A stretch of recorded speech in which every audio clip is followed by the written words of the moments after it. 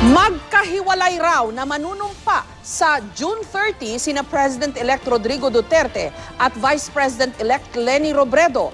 Ayon sa kampo ni Duterte, limitado raw kasi ang espasyo sa Malacanang kung saan gaganapin ang inauguration. Sa Metro Manila naman daw planong gawin ni Robredo ang kanyang inauguration sa harap ng barangay captain ng Calabanga, ang pinakamahirap na barangay sa Camarines Sur.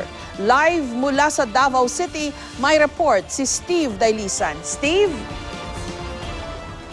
Alam mo, Jessica, sanay tayo na sa matataong lugar o sa pampublikong lugar, idinaraos ang inaugurasyon o yung panunumpa ng bagong upong presidente ng Pilipinas. Taliwas yan dun sa kagustuhan ni President-elect Rodrigo Duterte. Very vocal naman siya kahit nung panahon pa lamang ng kampanya. Pag nagkataon, ay pangatlong pangulo ng bansa si Duterte na manunumpa sa loob ng Palasyo ng Malacanang. Nauna na sina Ramon Magsaysay at Carlos P. Garcia.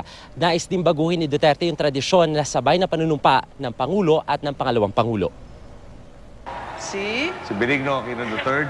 June 30, 2010, eksakto alas 12 ng tanghali, gaya ng nakasaad sa konstitusyon, nanumpa si Pangulong Ninoy Aquino sa Quirino Grandstand sa Maynila. Kasunod manumpa ng kanyang bise na si Jejomar Binay. 2004, magkasunod ring nanumpa noon sina Pangulong Gloria Arroyo at dating Vice Presidente Noli De Castro sa provincial capital ng Cebu. Bilang Pangulo ng Republika 1998, nanumpa si Pangulong Joseph Estrada sa Barasuin Church kasama ang kanyang biseng si Arroyo. Kasihan nawa ko ng Diyos. 1992, magkasama rin sa Quirino Grandstand sina Pangulong Fidel Ramos at ang bise niyang si Erap nang manumpa sila sa tungkulin. Ang tradisyong ito, babaliin ni President-elect Rodrigo Duterte. Nagpasya na si Duterte na sa June 30, magkahiwalay silang manunumpa ni Vice President-elect Leni Robredo. At kung ang mga dating inauguration ceremonies ng mga presidente ay ginagawa sa mga pampublikong lugar, balak ni Duterte na manumpa bilang ika-16 na presidente ng bansa sa loob ng Palasyo ng Malacanang, ayon kay incoming Presidential Communications Operations Office Secretary Martin Andanar. Pinag-aaralan pa kung pahintulutan ng mga media networks na maglagay ng platform sa labas ng Malacanang grounds, pero isa sa impapawid naman daw ang inaugurasyon sa mga government stations. Ngayon pa lang, pinapayuhan na ang mga taga-suporta ni President-elect Duterte na sumubaybay na lamang sa radyo-telebisyon para tipid at iwas traffic. At dahil limitado ang espasyo sa Malacanang, napagpasyahang magkahiwalay na lang ang panunumpa ni Robredo. Hindi pa ito final. Pero kung ako tatanungin mo, sa limited space na ang kakasya ay 500 to 540 na mga bisita lang ng presidente yan at hindi nakasya. So I was thinking, what if kung sabay sila ng Vice President, paano ba magkakasya? Nasa 500 lang ang imbitadong bisita. Maski mga kamag-anak ni Duterte, limitado lang din daw ang inanyayahan. Simple lang daw ang pagkaing ihahain, ang paborito ni Duterte na maruya at juice. Si Robredo daw nire-respeto ang desisyon ni Duterte. Kami naman talagang ninirespeto namin yung naging desisyon ng ni President-elect Duterte pagdating dun sa inauguration at oath-taking. From the very start, it was very clear to us that we would take our cue from them pagdating sa pagkaplano ng inauguration. Wala pang napipiling lugar para sa inaugural ceremonies ni Robredo pero tiyak na gagawin ito sa Metro Manila. Manunumpa daw siya sa harap ng barangay captain ng Punta Tarawal sa Calabanga na si Ronaldo Coner, ang pinakamaliit, pinakamalayo at pinakamahirap na barangay sa Camarines Sur. Proud talaga kami na ngayon mo pala nagawa ito at sa akin mo pa naibigay yung pagkakataon talaga na isang pinakamaliit at mahirap na barangay dito mo pa sa akin gagawin at naibigay yung napakalaking responsibilidad.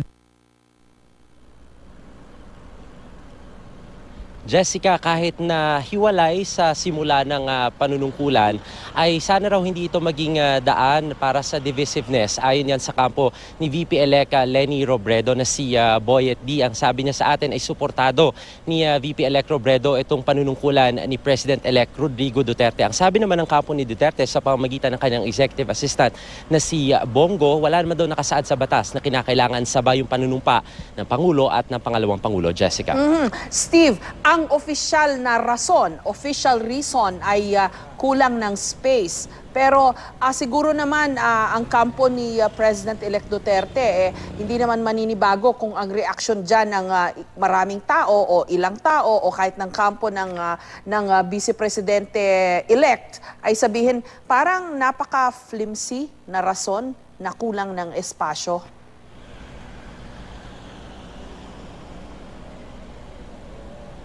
Ang sabi nga sa atin kanina ni incoming PCO Secretary Martin Andanar ay kahit nga raw sila ng mga uupong mga bagong miyembro ng gabinete ng Administrasyong Duterte, sinabihan sila na posibleng yung kanilang mga kamag-anak o yung kanilang mga mahal sa buhay ay hindi na rin daw padaluhin dun sa mismong araw. Sa second day na lamang daw sa photo opportunity at sabay-sabay na lamang daw sila na magte-take oath to save time.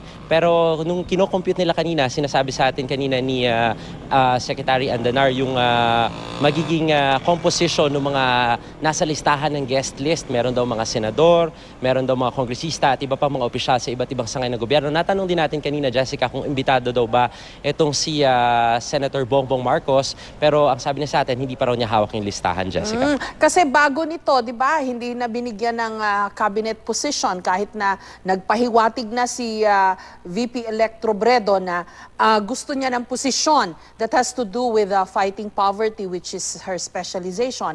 And then, so far, ewan ko, correct me if I'm wrong, pero parang hindi pa sila nagmi-meeting ni President-elect Duterte, di ba? Ang dami nang na-meeting ni President-elect Duterte, mga ambassadors, mga applicants sa mga iba't ibang mga posisyon sa gobyerno, yung kanyang potential cabinet or yung appointed niyang cabinet secretaries, pero no meeting so far with the Vice President-elect.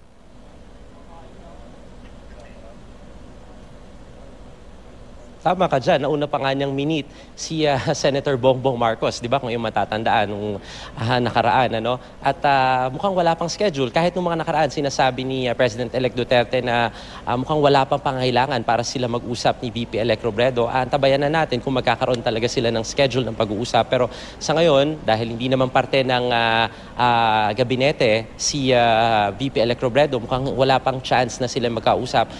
Kung sana kasali siya, di sana kasali siya dun sa meeting ngayon sa PICC, Jessica. Pero mukhang hindi yan yung direksyon na gustong tunguhin ng kampo ni President-elect Duterte.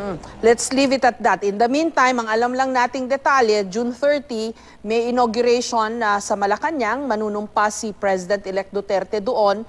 500 or 500 plus guests. May mga VIP na iimbitahan. Walang mga magarbong pagkain, no? Merienda lang at yung maruya na favorite daw ni President-elect Duterte, juice, yun lang, di ba? Tama ba, Steve?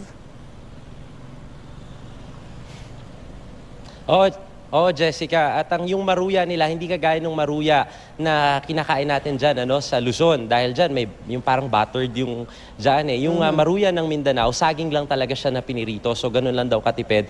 Pati yung juice nila, parang ordinaryo o Tetra Pak lamang daw yung kanilang isa-serve. Kahit yung mga pagkain, finger foods lamang daw. Yan daw talaga yung mahigpit na bilin ni President-elect Duterte dun sa mga miyembro ng kanyang inauguration team, Jessica. Ang balita ko, ayaw na ayaw daw niya kasing makaabala, no? Kaya ini-encourage ang mga tao na sa bahay na lang manood nung inauguration dahil ayaw niya na pupunta dun yung mga tao, magkakanta traffic, ayaw daw noon ng President-elect.